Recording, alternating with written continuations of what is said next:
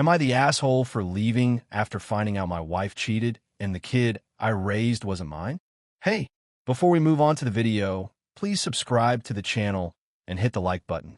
I guess the only way to make sense of all this is to start from the beginning. I met Emily when I was 22. I just started working full-time after finishing a trade program. She was 24, worked in marketing, and had this warmth that just pulled people in. You ever meet someone who makes you feel like you've known them your whole life within the first 10 minutes? That was her. We met at a mutual friend's birthday party. She laughed at my dumb jokes, told me I had kind eyes, and gave me her number before I even asked. It moved fast, yeah. In hindsight, maybe too fast. Within a month, we were spending almost every day together. I'd never really had a serious relationship before. Nothing past 6 months. But with her, it felt real. Like I could build something. Like we were on the same team. 10 months in, she told me she was pregnant. I remember the moment vividly. We were sitting on her hand-me-down couch in her apartment, eating pizza, when she said she needed to tell me something. I thought it was going to be something minor. Maybe she'd lost her job or something. But no, she pulled out the test and just waited for me to react. I didn't flip out. I didn't run. I wasn't thrilled either. Not at first. I was scared, obviously. I was still figuring out how to be an adult. But I looked at her and I thought, if she's willing to go through with this, I need to be willing too. I stepped up. I got a second job doing deliveries in the evenings. I moved into her place so we could save on rent. I gave up my car and started biking to work so we could afford diapers and prenatal vitamins. Her family praised me every chance they got. "You're a real man," her dad said once, clapping me on the back. Emily picked a good one. My parents were proud too, even if they worried I was moving too fast. But I kept telling them, and myself, that I was ready. When our son, Dylan, was born, I cried. I know guys say that a lot, but I genuinely did. The nurse placed him in my arms, this tiny, wrinkly, squirming thing with a shock of dark hair and lungs that could probably shatter glass. And I just lost it. I'd never felt that kind of love before. I felt like he needed me, that I was his protector, his provider, his person. And so I became that. I took the late-night feedings so Emily could rest. I worked 12-hour shifts, came home, changed diapers, gave baths. I memorized which lullabies calmed him down the fastest. When he had colic and screamed every night for 2 straight months, I walked circles around our apartment at 3 a.m. whispering, "Shh, it's okay, Daddy's got you," until my legs were numb. I gave up a job opportunity that would have taken me to another state because I didn't want to miss Dylan's first words or first steps. I turned down weekends with friends because I wanted to be present. I wasn't perfect. I got stressed, snapped a few times when I was running on empty, but I loved that kid more than I thought was possible. People say parenting is thankless, but for me, it didn't matter. Every time he looked at me and smiled, every time he crawled into my lap with his blanket and just existed in that little world of safety we built, it felt worth it. I used to look at him and think, I made this. We made this. He's my boy. And if there were ever any doubts, I buried them. Because love, I thought, was more important than DNA. That belief would eventually break me. For a long time, I didn't think twice about anything. I was busy working, parenting, just trying to keep everything together. And honestly, I think I wanted not to think too hard. I loved Dylan. That felt like enough. But there were things, little things, stuff I shrug off in the moment, but now, I can't stop thinking about them. The first weird moment came when Dylan was about 2.5. My mom and I took him to a park near her place, and there was this woman there with her kids, someone my mom had known years ago. They started chatting while Dylan played in the sandbox. At some point, the woman turned to me and said, "He's cute. Doesn't look much like you, though. Must take after Mom's side." It was such an innocent comment. One of those things people say without thinking. I laughed it off. My mom forced a smile, but later that night, she brought it up. "You ever think about doing a paternity test?" she asked carefully. Just for peace of mind, I got pissed. Not blow up angry, but that cold, bitter kind of piss that just sits in your chest. I told her drop it. That Emily would never do something like that to me. That it was insulting to me, to Emily, to Dylan. She let it go. I didn't. From that point on, though, it started to gnaw at me. There was the blood type thing when Dylan was 4. He got a nasty cut on his knee climbing a jungle gym. The bleeding wouldn't stop, so we took him to urgent care. One of the nurses asked about his blood type. Emily said a positive. I paused. I'm O negative, I said. Emily just said, oh, must be from my side, and kept it moving. But something about that didn't sit right. I Googled it later that night.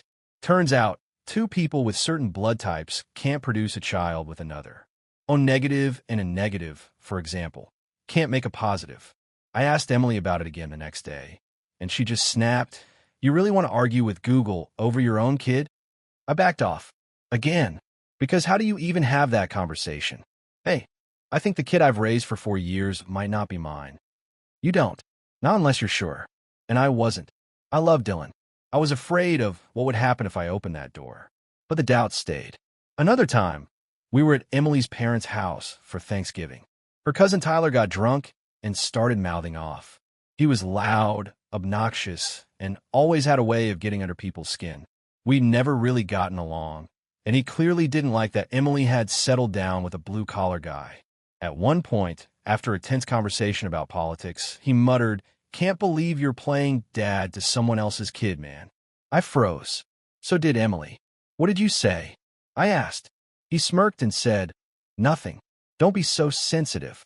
Emily laughed it off. Literally laughed. "Ignore him. He's drunk and divorced and bitter." But I couldn't ignore it. It was too specific, too sharp. That night, I asked her straight up, "Has anyone ever questioned whether Dylan is mine?" She looked at me like I'd slapped her. "Why would you even ask that? Do you not trust me?" I tried to explain. The comments. The blood type. Tyler's jab. But she shut down. Slammed the bedroom door.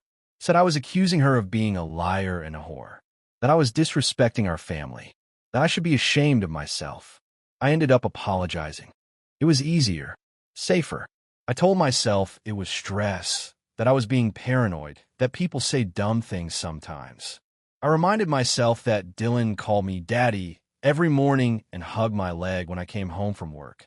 That he loved when I read him his favorite book, The Gruffalo, and did all the voices. That he had my smile. Or maybe I just thought he did.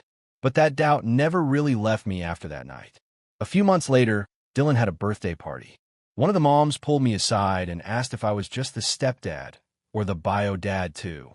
She wasn't trying to be mean. She just didn't know. Said something like, "He looks like your wife's side. Those big hazel eyes." I laughed, but it hit like a punch in the throat. I started watching Dylan more closely after that. Watching Emily too. And the worst part was, I wanted to believe I was just insecure. That I was losing my mind. That I had a deep fear of being abandoned or replaced, and it was projecting onto this innocent little boy who had never done anything wrong. But I couldn't shake the growing feeling that something was off. So one night, after putting Dylan to bed, I sat in the kitchen with my phone and Googled where to buy an at-home DNA kit. I stared at the order form for 20 minutes before clicking submit. I didn't even know if I'd go through with it. But part of me already knew.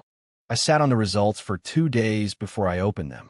The DNA test kit had been simple enough. A cheek swab from Dylan, one from me. I'd waited until Emily was out running errands, told Dylan it was a fun little science game. He giggled the whole time. I felt sick doing it. But the worst part wasn't the guilt. It was the knowing. The quiet voice that had gone from a whisper to a scream over the past year. When the results came in, I opened the email alone in the garage with the car, turned off, and the door locked. My hands were shaking. I still remember the words burned into my memory like a brand. Probability of paternity, 0%.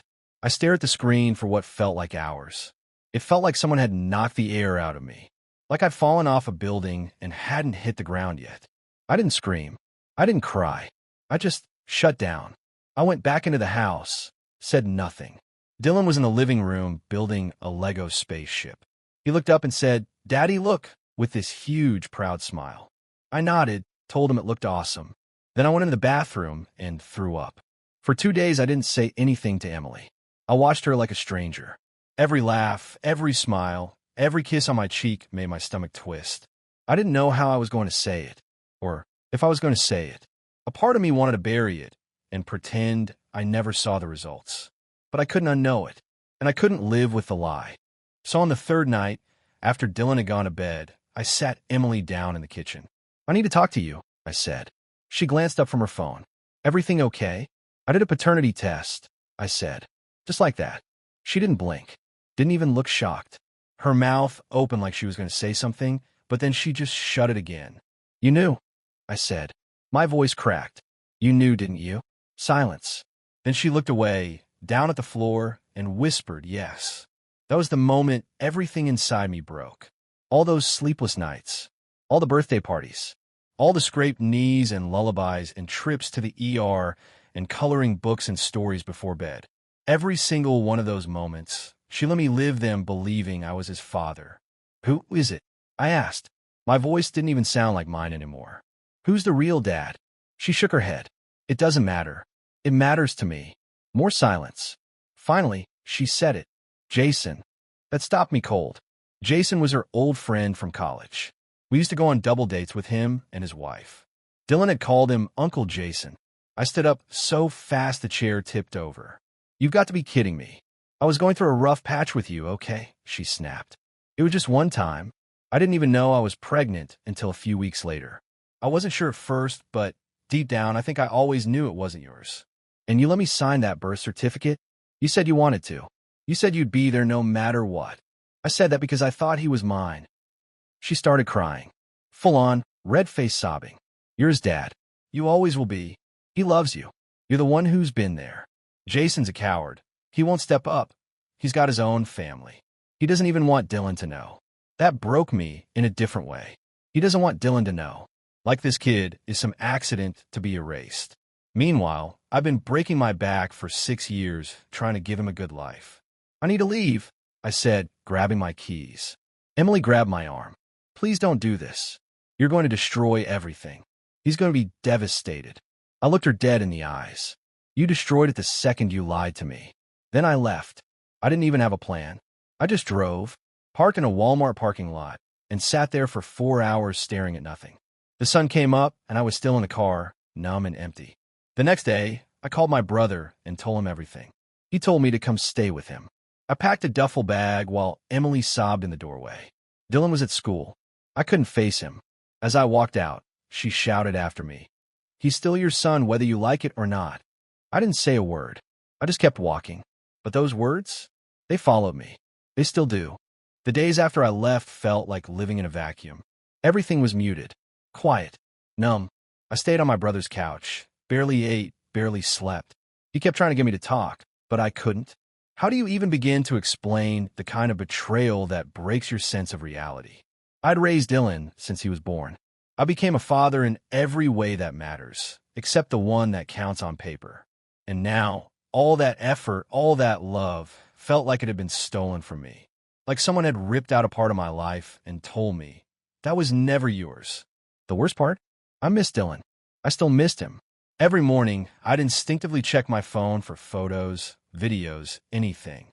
I'd scroll through old messages where Emily had sent me clips of him riding his bike or singing in the car. I'd watch them like an addict needing a hit, even though it made me sick to my stomach. A week after I left, Emily started texting me. First it was apologies. Then it turned into guilt tripping. "You're abandoning him. He asks where you are every night. You're breaking his heart." I ignored them for a while. But the longer I stayed silent, the more aggressive she got. Then her parents got involved. I got a call from her dad, this man who used to call me son. His voice was cold, clipped. I don't know what kind of man walks out on a child just because of biology. I was speechless. He knew. She had told them. And somehow I was the bad guy. "She lied to me for 6 years," I said, stunned. "Still your kid. You think this is hard for you? Imagine what this is doing to him." Then her mom called. Same script, different tone. "Sweetheart, I know you're hurting, but you have to be the bigger person here." I wanted to scream. Be the bigger person? After being manipulated, humiliated, used? No one was calling to ask how I was. Just to pressure me back into the role they wanted me to keep playing. Even my own parents got pulled in. My mom called one afternoon and said Emily had shown up at their place with Dylan. He was crying, she said. He just kept saying, "Where's Daddy?" That broke me. I hung up and went into the bathroom and sobbed like I hadn't sobbed since I was a kid. Because I missed him. Because none of this was his fault. Because the world was treating me like I was some selfish monster who walked away for no reason. But I hadn't walked away for no reason. I walked away because I was lied to for 6 years. Because I gave everything I had to something that was built on a lie. The next time Emily texted me, it was different. If you don't want to be part of his life, I'll take you off the birth certificate. Just say the word. That should have made it easier. It didn't. Instead, it made the weight of everything hit even harder. That document had been the only legal tie I had to Dylan. It was a lie, sure, but had been my lie. The only thing I had left. And now she was offering to erase it. Like I'd never been there. Like none of it had ever happened. I didn't respond. Instead, I called a lawyer. I wanted to know my rights. I didn't want custody, not yet. I just wanted to understand where I stood. And what I found out made me even sicker. In my state, because I signed the birth certificate and acted as Dylan's father for years, I could still be held legally and financially responsible. Even though I wasn't the biological dad. Even though Emily admitted she'd known all along. I could be forced to pay child support if she decided to come after me for it. I could be dragged into court for a child that wasn't even mine. And she knew that. She had all the power. That's when the anger really hit. She used me. For years. Let me believe I was a father while the real dad vanished in the background. And now, when I finally walked away, she got to play the victim. To everyone else, I was the villain who left a 6-year-old crying at the window. No one wanted to talk about how I'd been deceived, lied to, trapped in a life I didn't choose. All they saw was a man walking away from child. But here's the thing, I still loved Dylan. I still wanted to be in his life. But I needed time. I needed space. I needed to figure out what kind of relationship, if any, I could have with him that didn't involve being manipulated by his mother or gaslit by her family. I started seeing a therapist. Best decision I made in that entire mess. He helped me untangle the guilt from the love, the trauma from the truth. He told me something I'll never forget. You can't be responsible for someone else's lie, but you can choose how to live with it. That hit me like a freight train. Eventually, I sent Dylan a letter. I didn't explain everything. He was too young. But I told him I loved him, that I missed him, that I wasn't gone forever. I was just figuring some things out. I didn't hear back. Emily never responded. I think she realized she couldn't control me anymore. But that letter was for me as much as it was for him. A way of saying I was here. I tried. I loved him. It mattered, even if no one else believed it. It's been 8 months since I left. 8 months since my world cracked open and everything I thought I knew about my life turned to ash. 8 months of therapy, reflection, anger, guilt, and grief. Emily never came after me for child support, at least not yet. Maybe she realized going to court would mean putting everything on the record. Maybe she was too proud. Maybe Jason decided to quietly step in with money behind the scenes. I don't know, and honestly, I don't care anymore. Her family still hates me. I've heard through the grapevine that they're telling everyone I abandoned my son after a breakdown. They don't mention the DNA test. They don't mention that their daughter lied. In their version of the story, I'm a deadbeat who gave up when fatherhood got hard. Let them talk. My own parents have been split about it. My mom still talks to Emily sometimes. She says she feels bad for Dylan and that I should at least try to be in his life. My dad, on the other hand, told me I was right to leave. He said, "It's not about the kid. It's about the lie. You can't build your life on someone else's lie and expect it to stand forever." He's right. But what haunts me, still to this day, is Dylan. I think about him constantly. I dream about him. I see kids his age at the store and my chest gets tight. Every time I hear someone call their dad daddy, I feel in my gut. I loved him. Deeply. Purely. Unconditionally. And yet, I also had to walk away. Because staying would have meant living in a prison built on someone else's betrayal. Staying would have meant letting Emily control the narrative, control me, forever. I wasn't just betrayed, I was used. But the hardest thing I've ever done was leaving that kid behind. And I'm not proud of it. I'm not at peace with it. I'm just surviving. In the past few months, I've started building a new life. I got my own apartment. I finally went back to the gym. I've even started dating again. Slowly, carefully. I'm upfront about everything. I can't afford another lie. Therapy has helped. I've learned that love doesn't cancel out betrayal. That just because you feel something doesn't mean you have to stay in it. I'm learning to forgive myself for believing the lie and for not catching it sooner, for giving so much to something that never had a solid foundation. One day, maybe I'll hear from Dylan. Maybe he'll find that letter and come looking for answers when he's old enough to understand. I don't know what I'll say, but I know I'll tell him the truth. That I loved him, that I never walked away from him. I walked away from a lie I didn't deserve. So, am I the asshole? People ask that, right? I know this isn't a typical post with a clear-cut answer, but sometimes I still wonder if I could have done it differently. If I should have stayed, fought harder, found a middle ground. But the truth is, I did what I had to do to save myself. And if that makes me the villain in someone else's story, so be it. Thanks for watching. If you enjoyed the video, please subscribe to the channel and hit the like button.